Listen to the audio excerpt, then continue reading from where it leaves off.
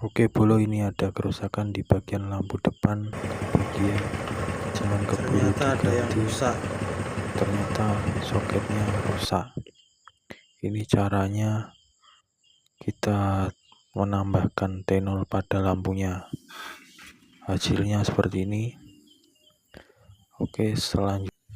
Setelah itu kita coba pasang dan hidupkan apakah lampu kembali normal. Alhamdulillah lampunya sudah normal bro.